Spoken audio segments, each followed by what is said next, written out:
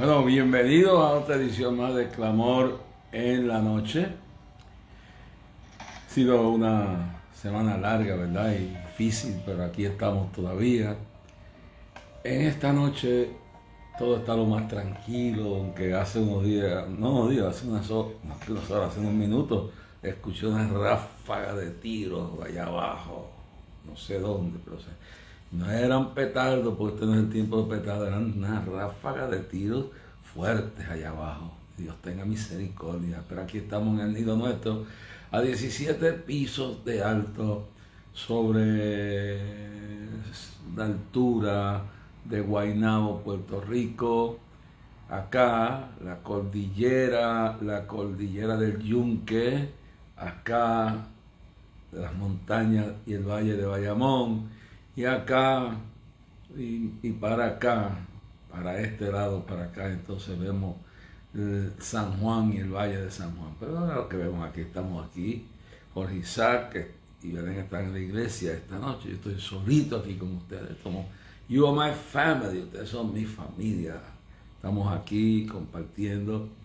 Si estás enfermo, ¿sabe? Lo que yo he visto en los últimos años es que Dios sana enfermos aún sin orar, nada más que la palabra saliendo, y que en las camas donde hay COVID, enfermos de COVID, Dios los esté sanando, óyame, y que haya una lluvia de milagros en los hospitales y en los hogares y en los campos y allá en Perú donde me están viendo, y allá en Chile y allá en Argentina y donde quiera, allá en México, en Venezuela, en Panamá, en Honduras, en Costa Rica, en El Salvador, en Belice, en la República Dominicana, por aquí cerca, y en las Islas Vírgenes y en todo Estados Unidos, y hasta donde llegue esta voz en el día de hoy, que allí llegue la palabra de Dios, y llegue la salud, y llegue la sanidad, y llegue el milagro de Dios, y se reprenda toda obra del diablo, que se reprenda toda depresión, que se reprenda toda turbación.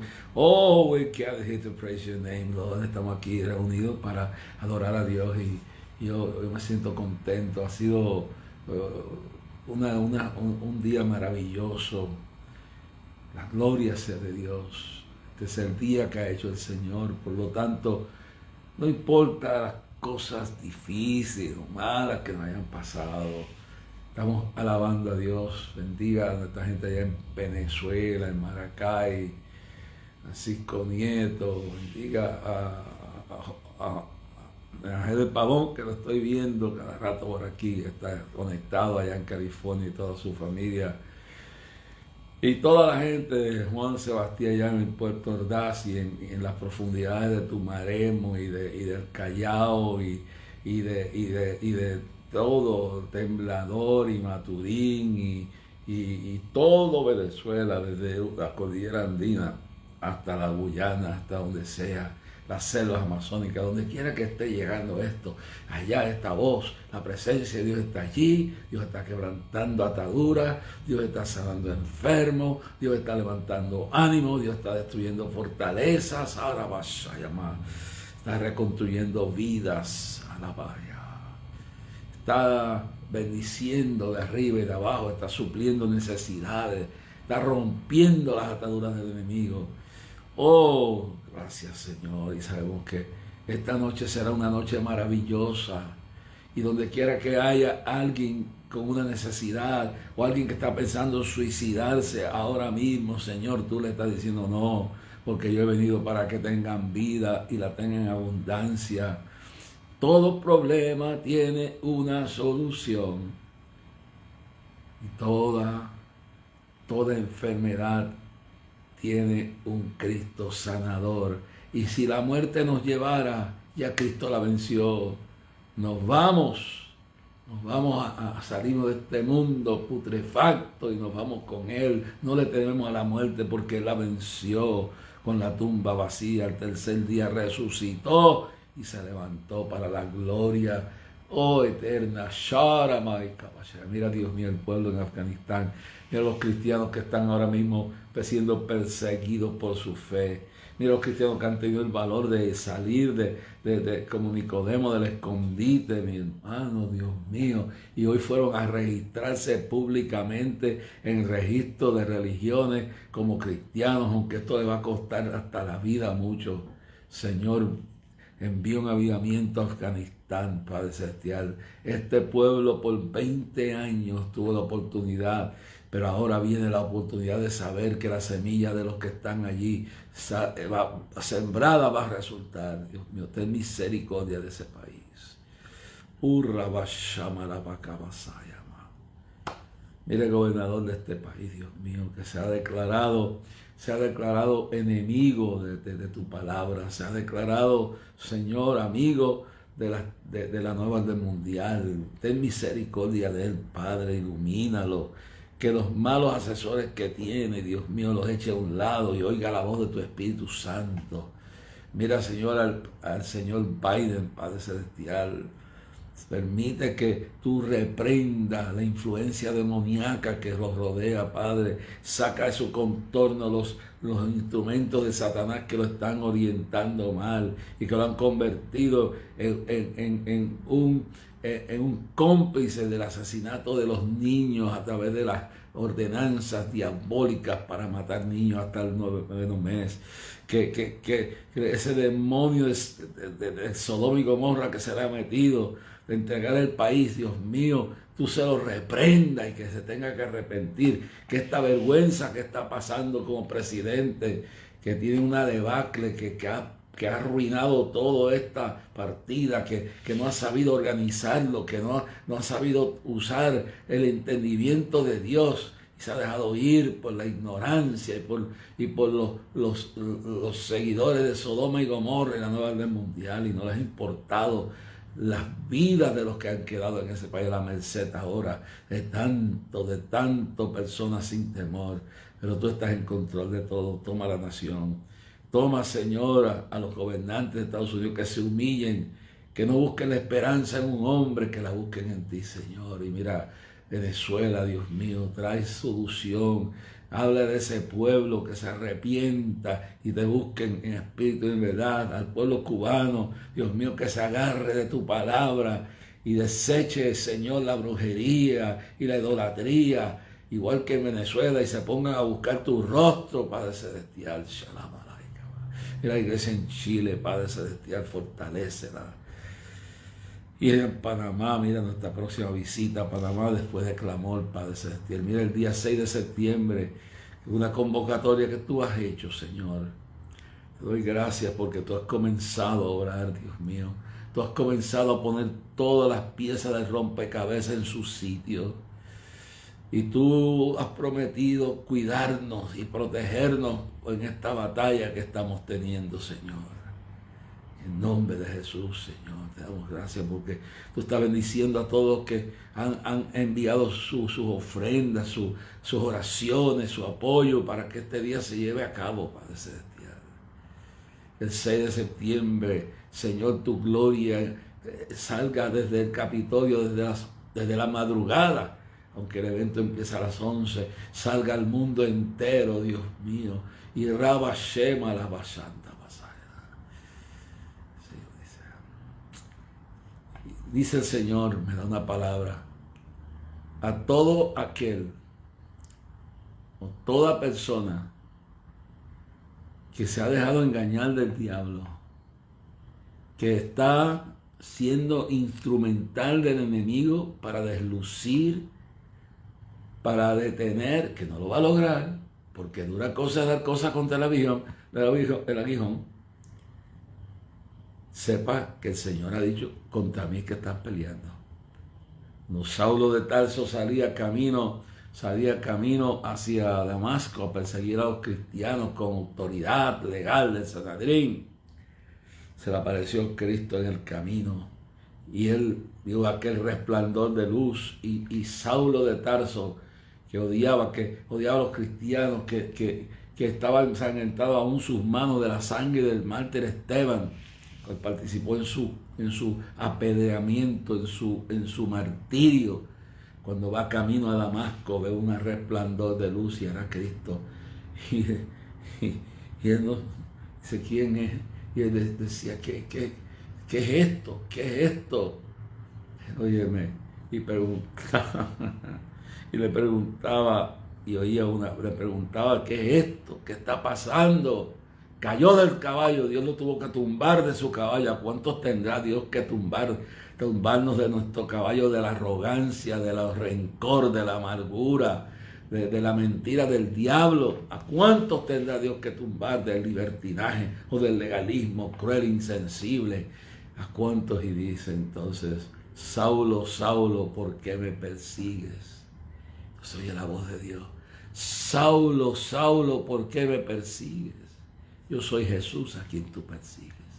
Cuando tú atacas a un evento, a una iglesia, a un creyente, a un pastor, una pastora, a un niño, cuando tú atentas contra la libertad de culto, cuando tú atentas contra el pueblo de Dios, que puede pasar como Amán, que termines ahorcando de tu misma horca. Oye bien, yo llevo 59 años sirviendo al Señor, 58 predicando. Dos de esos 58 yo los pasé en el seminario, dos antes de eso los pasé en el seminario.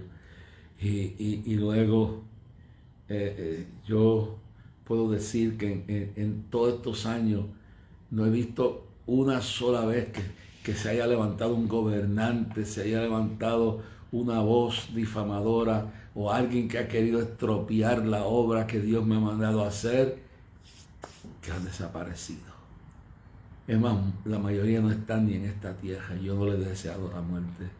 Pero dura cosa es dar contra el aguijón.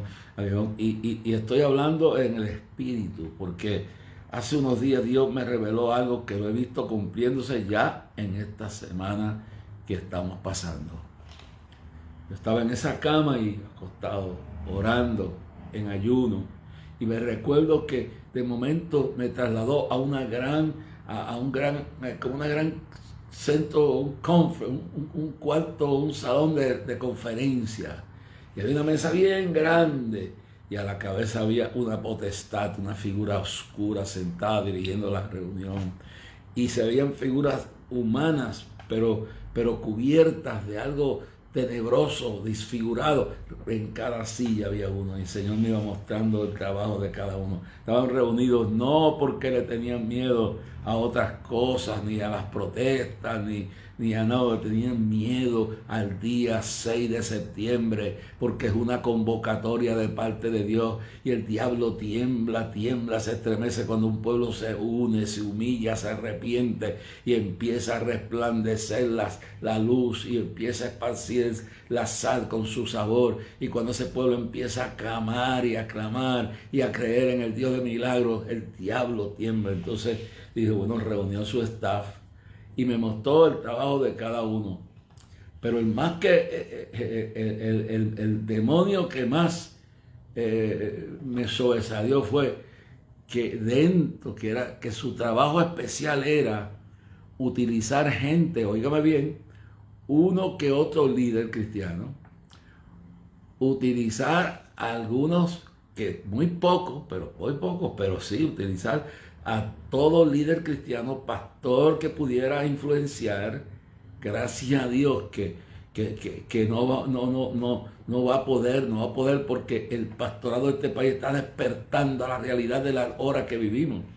Pero entonces a levantar personas creyentes, personas cerca de uno, personas que uno ha bendecido, personas que se han revelado, y el espíritu del mal lo está moviendo para hacerle la guerra este día, para desanimar, para regar todo el desaliento y toda la mentira posible para que el pueblo no se meta ese día, porque una cosa es una cosa y otra cosa es otra cosa. Una cosa es una oracioncita, pero una cosa es que Dios convoca al pueblo, y cuando Dios convoca al pueblo es por algo grande.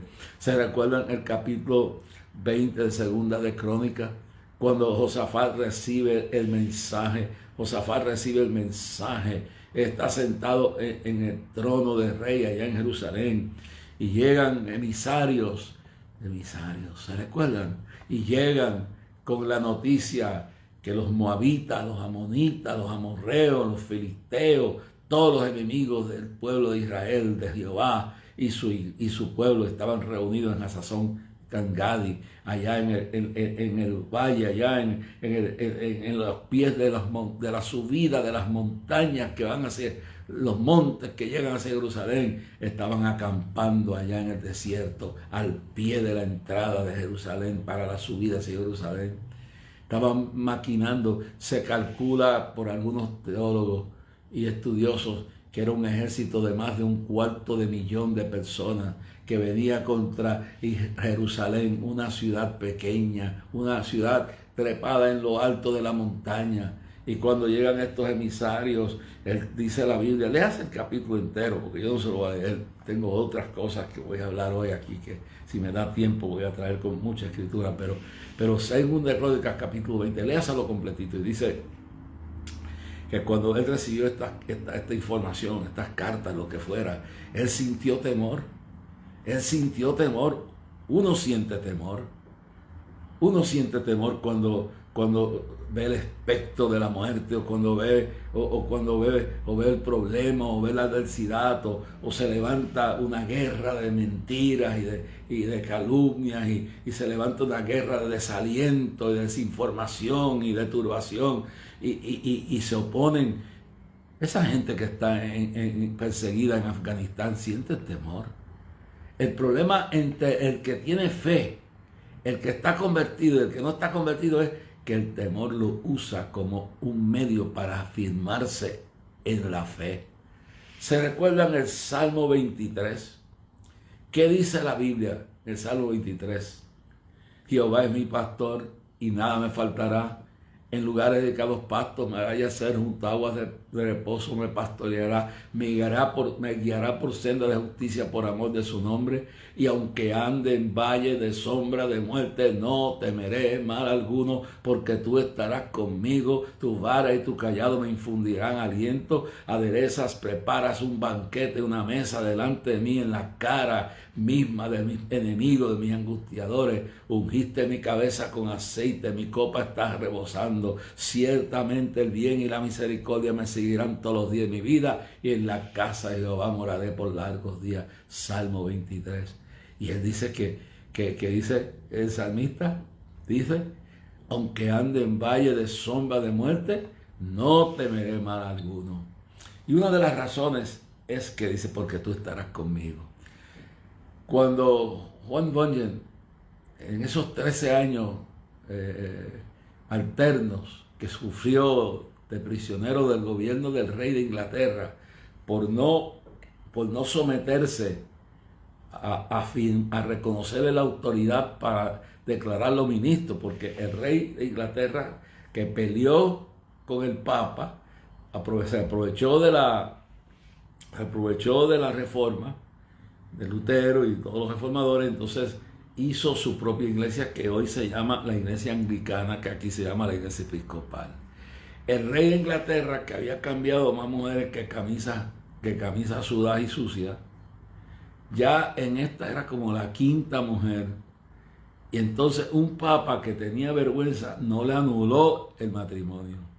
Esta mujer la metió en la torre de Londres, y entonces, para justificar su adquisición de esta nueva mujer, se separó de Roma y hizo la iglesia anglicana, la iglesia del Estado. Por eso la iglesia no puede estar politizada, la iglesia no puede estar. Lo peor que le pasó a la iglesia fue cuando Constantino la declaró iglesia oficial, y de ahí para adelante entró la corrupción. Pero en este caso, el rey de Inglaterra se declaró el papa de la iglesia, el jefe máximo de la iglesia. Por eso es que la reina Isabel, Elizabeth, la viejita que está viva, es la cabeza de la iglesia anglicana, de la cual aquí se conoce como la iglesia episcopal. No es entonces nada extraño que la iglesia episcopal, que la iglesia anglicana, que tiene gente que yo lo he conocido, pastores llenos del Espíritu Santo, pero que está gobernada por una cúpula religiosa, pagana, mundana, está ordenando lesbianas, homosexuales, transgéneros al ministerio, y que aprueban el matrimonio del mismo sexo, y que aprueban el aborto, y que aprueban cuánta porquería hay. Dentro de ellos siempre hay gente buena. Imagínense Elton John, la reina de Isabel lo declara un caballero, y todo esto, este es un homosexual que es un enemigo de la fe cristiana, a diferente de aquellos otros que son homosexuales, que son artistas, pero saben que están mal, saben que su condición no está bien, y no creen en el matrimonio del mismo sexo, y saben que están mal, y lo reconocen, y no apoyan eso. Pero a diferencia de Elton John, pues un emisario de eso. Eso es la diferencia. Entonces, ¿cómo es que se llaman estos dos los dos de Italia? Creo que eso se me olvida el nombre de ellos dos, que son dos homosexuales, y ellos pelearon cuando vino esto del matrimonio gay. Ellos pelearon con este señor, con Elton John. Yo conozco el nombre de ellos, pero ahora se me olvidó. Son muy famosos, y si en el transcurso del programa me recuerdo, si alguien me lo puede recordar, me lo escribe ahí y me lo dice. Son dos de ellos. Y salieron a la defensa del matrimonio. Digo, nosotros nacimos de un padre y una madre. Y Dolce & Gabbana, ahí está, Dolce & Gabbana, ahí lo tiene. Dolce & Gabbana, estos dos. Pues ahí tiene la diferencia. Pues entonces esta iglesia nace de la perversión, de la corrupción de un individuo. Entonces, la razón que se ve tanto, que parece tanto a la iglesia católica, fue porque el rey quiso desquitarse con el papa y permaneció la apariencia de que era la iglesia romana. Pero este señor estableció esa iglesia que luego viene a pasar en Estados Unidos y aquí llamarse la iglesia episcopal. Pero es lo mismo, el mismo animal con el mismo collar, con otro collar. Es lo mismo. Entonces, pero ahí hay gente de Dios. Y ahí hay ministros. Yo me recuerdo que igual que la iglesia luterana, que se ha ido en parte por ese camino, yo me recuerdo encontrarme con un pastor luterano en las selvas del kilómetro de Río Blanco, en los comienzos de las selvas amazónicas en Bolívar, en el 1970 creo que eso fue en el 71, 72 por allá, y me reunió miles de personas dentro de la selva por Río Blanco, allá a cruzar el Caroní hacia la parte donde está San Félix, ese lado, del otro lado que queda frente al Orinoco.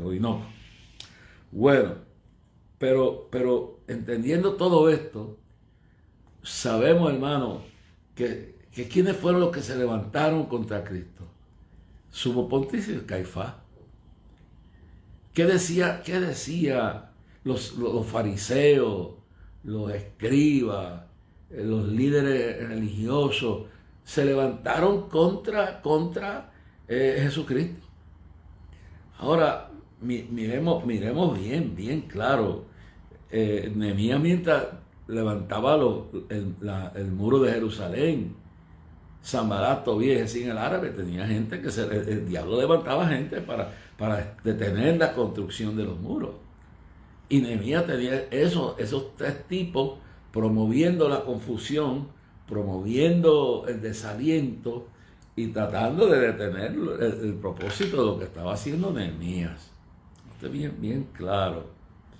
Y uno busca en la Biblia y va a encontrar que en cada momento que Dios quiera hacer algo, se va a levantar alguien que va a tratar de estorbar. En el libro de Esther, que es el único libro que no menciona a Dios, pero Dios se ve en todo, se levanta un Amán, logra convencer al rey Asuero de pasar una ley que declaraba a los judíos enemigos del reino y declaraba un día en el cual iban a ser todos muertos.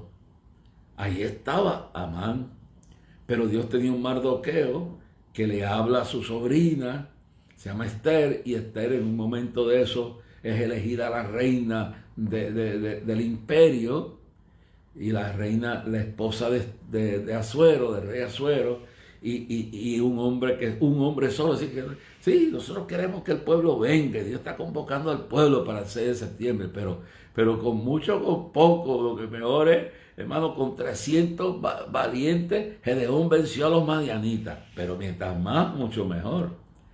En el caso de Josafat, el miedo lo movió a confiar en Dios y a desechar el miedo. Y entonces se humilló delante de Dios, reconoció su insuficiencia, reconoció su falta de capacidad intelectual para resolver tal problema. Y dijo, nosotros no hay tal sabiduría, ni hay tal fuerza para contra tal multitud.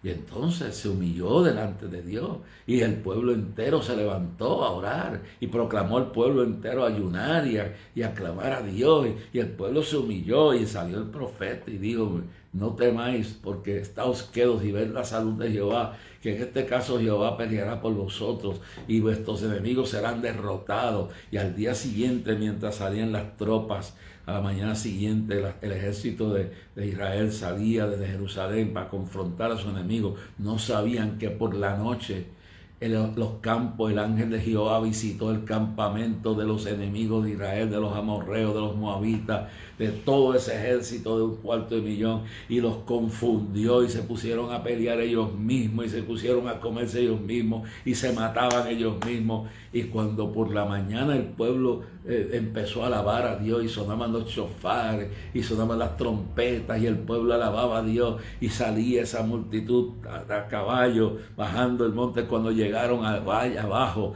cuando llegaron abajo al valle, cuando llegaron a Hasansán y Gadi, donde llegaron allá, no había nadie, lo que había eran cadáveres, lo que había era despojos, y se apoderaron de todo lo que dejaron aquellas tropas, y aquellos se mataron entre ellos mismos, y los que no se mataron se fueron huyendo, porque Jehová peleará por nosotros. Así que cuando nos venga miedo, nos agarramos de Dios y nos agarramos de Él y decimos, no importa lo que venga, no importa quién se levante contra nosotros, porque David decía que lo más que le dolía a él, que el que iba a la casa de Jehová con él, el que iba a la casa de Dios levantó el cañal contra él, lo hirió.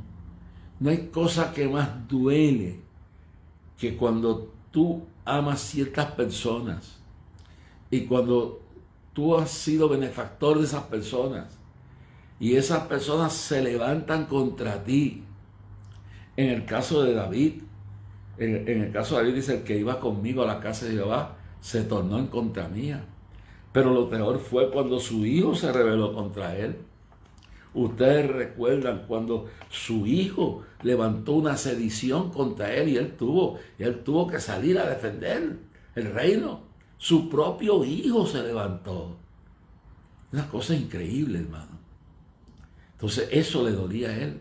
Le dolía tanto que tuvo que llorar en la presencia de Dios.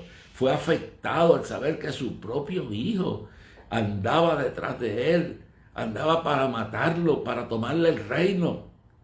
Hermano, eso duele cuando un pastor ve que 2 o 3 en la iglesia que él ha ayudado, ya cegados por la ambición, lo que sea, le hacen la guerra, tratan de destruirlo, tratan de destruir a quien sea. Hermano, yo me recuerdo una pastora que ya se murió con el Señor, fue con el Señor. Qué dolor sentía aquella mujer. Su hija lesbiana, óigalo bien, una hija lesbiana y un hijo drogadicto que muere de un sobredosis de droga. Y eso le dolía más que todo lo demás que puede. Pero encima de eso, esa mujer, estoy hablando de muchos años, fue una de las primeras mujer de Dios que me alentó, me ayudó, aunque no era mi pastora. Pero fue pastora de mi mamá por un tiempo, hasta que mi mamá terminó sus estudios y todo, y se graduó como pastora presbiteriana y todas esas cosas. Pero esta mujer de Dios, ella se fue hace años con el Señor. Yo me recuerdo que en el momento de más confusión, yo fui donde ella, viajé de un lado de Manhattan al otro y fui donde ella a pedirle consuelo, que estaba confundido y había decidido que me iba a apartar, que no quería saber del Evangelio. Y esa mujer me ayudó a desistir del disparate que iba a hacer. Pero esa mujer sufría que su esposo le era infiel. Su hija era lesbiana y su hijo terminó en las drogas. Qué dolor más terrible, qué sufrimiento más grande. Cuando esa mujer predicaba y enseñaba y pastoreó muchas iglesias y educó a muchos discípulos en el Señor. Es fácil querer fama, protagonismo, ver multitudes, ver grandes templos y ver grandes cosas. Pero cuando te llega la cosa cerca, cuando es tu mano derecha, cuando es la persona que tú confiabas, ¿sabes? Entonces esas heridas duelen más. Y por eso el demonio, Satanás, tiene demonios que buscan a ver a quién puedan usar. Yo me recuerdo la pastora en un pueblo de Puerto Rico, que todas las noches que llegaba, el marido le daba una pela. Sí, le pegaba. ¿Por qué no lo dejaba? ¿Por qué no se divorció? Yo no lo sé. Ella resistía. Un día vino a pedirme la oración. Yo dije, ¿tú estás dispuesta a que Dios obre? O que Dios lo cambie, o que Dios se lo lleve. Ora, hermano, que Dios haga su voluntad, ya no puedo más. La última vez que la vi, esa última vez que salió de una campaña en ese pueblo donde yo estaba, esa misma noche se cayó muerto ese hombre. Hermano, a veces nosotros nos olvidamos de lo que pasó en el capítulo 5 del libro de los Hechos. Que cuando Ananías y Zafira mintieron para buscar protagonismo, que no tenían necesidad de hacerlo, usaron su lengua para mentir. Dios los mató a los dos. A uno por haber originado la idea y a ella por ser conspiradora, porque tanto recibe el castigo de Dios el que se inventa la mentira, el que hace el plan de destrucción, como el que conspira y apoya semejante cosa. Entonces, yo hoy estoy hablando porque le estoy hablando a pastores, a pastoras, a mujeres, a hombres, a filigreses, a empresarios.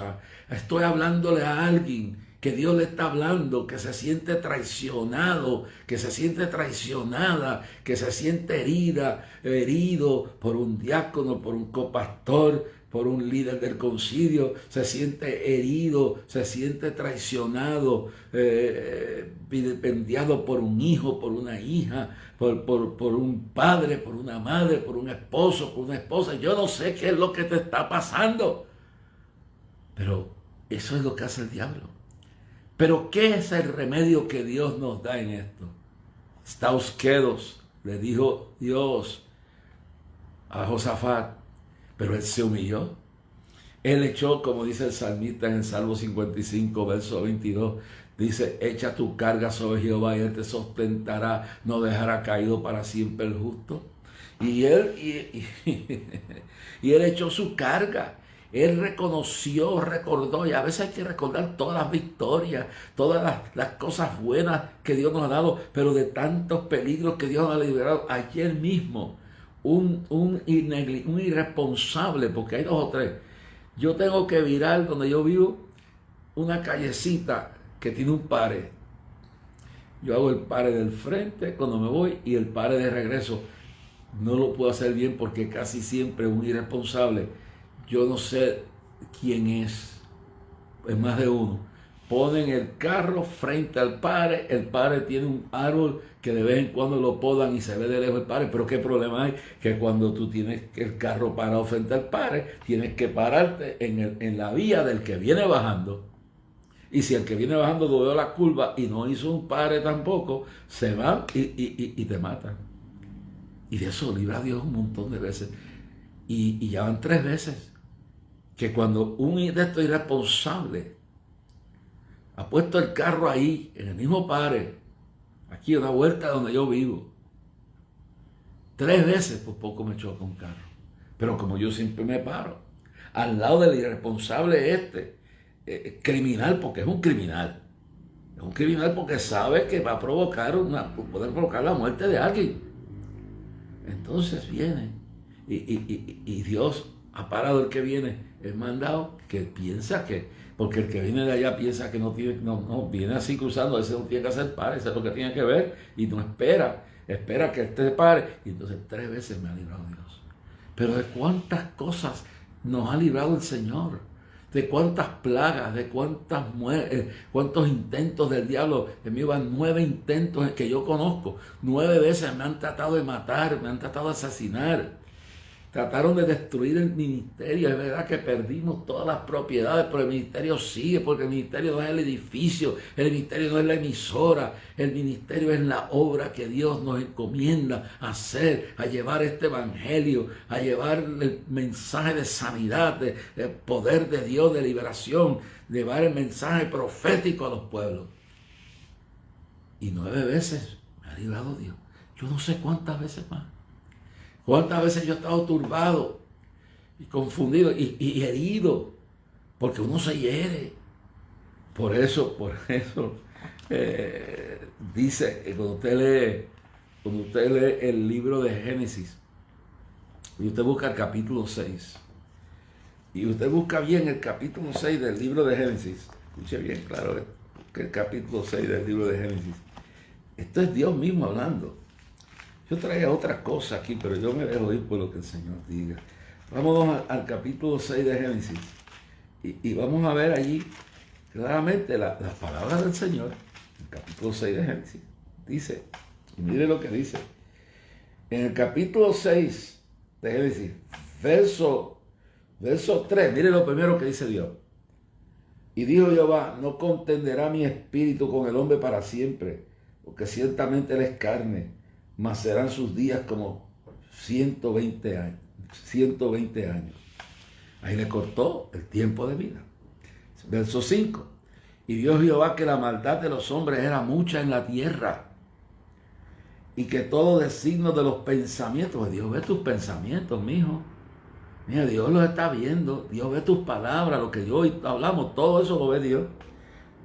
Y dijo Jehová que la maldad de los hombres era mucha en la tierra, y que todo designio de los pensamientos del corazón de ellos era de continuo solamente el mal. Si Dios está viendo lo que están maquinando los políticos, los que están haciendo, los que le dicen, sabido, mire, no le envíe un centavo a ese día de clamor, no le dé un diezmo a esa iglesia, no fortalezca esa cadena del milagro. No sostenga la obra misionera de ese concilio. Eso hay gente que está dedicada por el diablo a desanimar. No asista, no vaya, no contribuya, no ore, no haga nada, quédese encerrado. Entonces, no ofenda al gobernante. Yo tengo testimonio de que en días recientes se le fue a pedir a un líder que no es un líder de una organización grande, pero es una persona que uno aprecia. Y cuando le dijeron que se uniera a promover el día de clamor, dijo que no, nada que tuviera que ver conmigo, porque yo había ofendido al gobernador y el gobernador estaba triste. Bueno, Acape estaba triste cuando Nabot no quiso darle la viña. Eso es así, hermano. Acape estaba triste, estaba llorando porque ¿Por qué? Porque Nabob le dijo, esta viña no se vende. Y entonces los políticos estarán felices mientras ustedes le dan veloz. Pero nosotros estamos aquí para agradar a los hombres. Micaías vino acá y mandó al jefe de los profetas, creo que se llamaba Sedecaína, algo así, Sedequía, Sedecaína, algo así, un nombre así. Y el jefe de los profetas llega donde Micaías, porque acá está tratando de convencer a Josafat que vaya a la guerra con él. Y entonces Josafat le dijo, pero habrá aquí profetas. Y entonces los primeros profetas son los alcahuetes, los que bendicen todo lo que el político haga. Y entonces cuando el hombre de Dios, Josafat, que tenía discernimiento, cuando Josafat, que tiene discernimiento, se da cuenta, dice, ¿habrá aquí algún hombre de Dios que traiga algún profeta de verdad? Dice, bueno, ahí hay uno que siempre me dice mal, nunca me dice lo que quiero oír. Entonces mandan al jefe de los profetas, que creo que se llama Sequiana, algo así. Y corregimos el nombre. Todos esos nombres son raros, pues no los recuerdo bien todos. Pero él es el jefe de los profetas. Y va y le dice al profeta Micaías, el rey te ha mandado a buscar para que le dé una palabra profética sobre la decisión que tiene para ir a pelear la guerra que va a pelear. Y entonces, pero recuérdate, tráele algo que le encante, tráele algo que le guste. Y entonces Micaías le responde al jefe de los profetas, que eran cientos de profetas que tenían alcahuetes en el palacio acá. Le dice, vive Jehová y vive mi alma, que hablaré lo que Dios me mande hablar. Vive Jehová y vive mi alma, que hablaré lo que Dios me mande hablar. Entonces, la realidad es esa. Entonces, cuando él llegó y finalmente le dijo la verdad,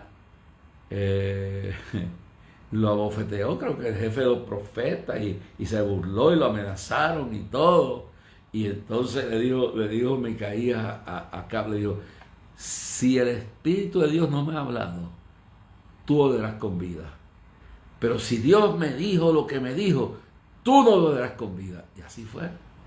Aunque se disfrazó de cobarde, porque los cobardes se disfrazan. Fueron como los que estaban regando literatura para confundir al pueblo de la vacuna, que hacen, yo lo tengo ahí, un panfleto, y no firman quién lo dice. Yo soy responsable de lo que yo digo aquí, y de lo que yo digo en clamor, y de lo que yo escribo. Y de lo que yo digo yo me hago responsable, yo no me escondo. Soy responsable de lo que sea, si es verdad que yo dije lo que dije. Vive Jehová y vive mi alma. Hablaré lo que Dios me mande hablar. Y Dios me mandó a convocar al pueblo a un día de clamor, porque viene una gran convulsión, y que ese día Él pondrá en balanza al pueblo de Puerto Rico, óigalo bien, al gobierno, al pueblo y a la iglesia. Tome las precauciones que tiene que tomar, y yo me hago responsable de eso. Y Dios me dijo, convoca al pueblo. No es que venga usted a lo loco. Y además de eso le estoy advirtiendo, cuando me pidieron para las elecciones que permitiera recoger firmas para crear un partido político, yo lo prohibí. Es decir, lo que ustedes hagan fuera de estas actividades es asunto de ustedes, pero aquí dentro no lo permito. Y no permitiremos, hay órdenes al cuerpo de seguridad, usted no va a coger la actividad para regar su literatura de confusión, la que sea. Ningún tipo de literatura se va a permitir regar allí. Ni rótulos, ni pancartas, ni nada de eso. Lo único que Dios me dio, pido al pueblo que traiga pañuelos blancos, para que cuando se mueva esa alabanza, llegue un momento que todos esos miles y miles de pañuelos se vean como palomas del Espíritu Santo volando. Yo digo, ahí tengo derecho. Usted no puede entrar a mi casa, a mi actividad, hacer lo que le da la gana y aprovecharse de eso. Mire, yo le agradezco al evangelista Mulero. Tenía una actividad el domingo pasado en los terrenos de Héctor Pérez, y nosotros le pedimos permiso para hacer un anuncio allí, porque esa actividad hay que respetarla. Y él dio el permiso y se pasó un anuncio grabado. Y yo le agradezco a Mulero y a su esposa y al grupo y a Héctor Pérez y Gaby, que fue y me representó allí. Gaby oyó al evangelista. Pero se pidió permiso. Yo tengo sobres que uso para el ministerio. Y yo llevo esos sobres conmigo. Y si me invita a una iglesia, yo le pido permiso al pastor. Si no me dice que no, lo guardo, no quiero nada. Porque tiene que respetar lo que se hace en esa iglesia. Ahora, claramente el Señor dijo que venía gran convulsión. Y me dijo lo siguiente, que ese día pesaría el pueblo en balance. Yo voy a seguir hablando de esto, porque estoy combinando esto con todo. Porque mire, hay momentos que Dios se siente mal. Dice, en el verso 6 dice, se arrepintió Jehová de haber hecho hombre en la tierra y le lo dio en su corazón. Pues si a Dios se arrepintió de haber hecho el hombre, si le dolió en su corazón lo malo que estaban haciendo, ¿cómo no? ¿Cómo a David no le va a doler que su propio hijo lo estaba tratando de derrocar? ¿Cómo no le va a doler? Dice que a los suyos vino, los suyos no, a Cristo, que su propio pueblo lo rechazó. Otras palabras. ¿Cómo no le va a doler a un pastor, a un padre, una madre, un esposo, una esposa, un hijo, que lo rechaza el ser que más quiere? Eso es normal, le duele. Le afecta a uno. La traición de Judas tuvo que dolerle a Cristo. La traición de Judas, el estorbo de Sanballat y Tobías y Gesín el árabe, tuvo que haberle afectado y haberle dolido a Nehemías. Y así nos sigue hablando. Dice, y dijo Jehová, raeré de sobre la faz de la tierra todos los hombres, a los hombres que he creado, desde el hombre hasta la bestia, hasta el reptil y las aves del cielo, pues me arrepiento de haberlos hecho. Pero Noé halló gracia ante los ojos del Señor. Y eso es lo que queremos el día del clamor. Hallar gracia. No es competir. No es ir a pedirle nada al gobierno. Ya al gobierno se le ha dicho, a Pierluisi, a Biden, a quien sea, a los talibanes, a Fidel Castro, a quien sea, se ha dicho, tú no puedes hacer esto. Entonces, no vamos a pedirle a ningún hombre. No vamos a humillarnos delante de un hombre, nos vamos a humillar delante de Dios. Si mi pueblo se humillara entre los cuales he invocado mi nombre, yo entonces oiré desde los cielos y sanaré su tierra y contestaré. Porque viene gran convulsión. ¿Qué será? Que ya la tierra sigue temblando. Hay profetizado un terremoto santo espiritualmente como por la red sísmica, un terremoto que viene para Puerto Rico de dimensiones increíbles. Será un tsunami. Juan ve y en el cielo se ve la multitud inmensa de millones que vienen. Estos son, dice Dios, estos son los que han salido de gran tribulación y que se han lavado con la sangre del Cordero. Tuvieron que dar su vida, porque ahora es un guame, ahora tú te conviertes, tú te reconcilias, tú te das a Cristo y todo trabaja bien. Pero en aquel momento tendrás que dar tu vida. Lo que pasa es que el gobierno no puede imponerte una vacuna. Eso es no te puede imponer, no te puede decir si adoras o no adoras a Dios. La libertad de culto, la libertad de expresión, la libertad de reunión, son libertades que tiene el pueblo ya, que vienen de Dios y que están en nuestra Constitución. Ahora, ¿qué pasa? Que si tú tienes base bíblica para aprobarlo, pues esa es tu cuestión, pero no lo hay. No la hay porque la señal de la bestia se pondrá sobre los que se queden después del rapto. Los que se vayan con Cristo, cuando suene la trompeta, 1 Tesalonicenses 4, 13 al 18, y después 2 Tesalonicenses capítulo 2, que habla de que cuando lo que impide se ha quitado, entonces el hijo de perdición, el anticristo, se podrá manifestar, pero no se podrá manifestar entre tanto que la iglesia esté aquí, porque lo que le impide somos tú y yo, que estamos llenos del Espíritu Santo. Entonces, esos serán los que serán marcados con la señal de la bestia, los que se queden, los que se descarrilaron, los que no se aprovecharon del momento. Lo que ha pasado en Afganistán, tuvieron 20 años para ese pueblo buscar a Dios.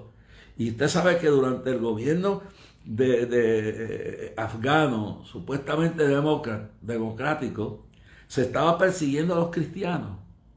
Usted no sabía, pues sépalo.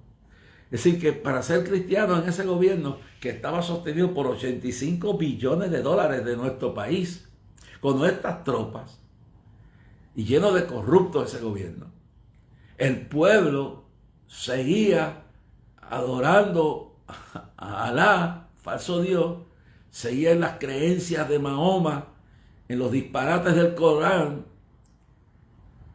y metido en todo el negocio más grande era la venta de lo que es la flor de que produce la heroína.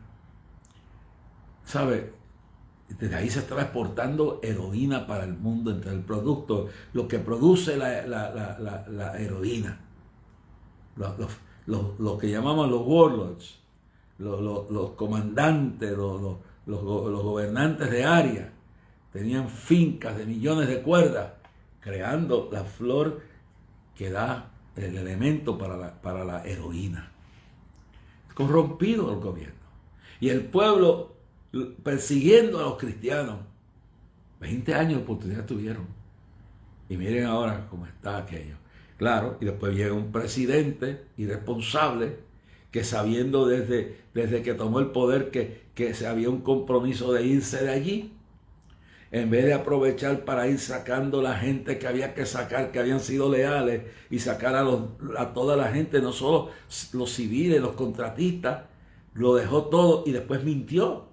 Y dijo que eso iba a durar, que ese gobierno estaba tan bien preparado, que nadie lo podía tumbar. Eso decía Biden, mentiroso. Y en vez de aprovechar, ahora le quieren echar toda la culpa a Trump. Pero el problemita, todos tuvieron su culpa en esto. Pero la culpa más grande ahora de este desastre es de Biden. Que este señor hay que orar por él y orar por nuestros hermanos que están ahí, porque tuvo enero, febrero, marzo, abril, mayo, junio, julio. Tuvo 7 meses, como ha pasado aquí con las escuelas. Tuvieron 1 año y medio para arreglar las escuelas y no hicieron nada.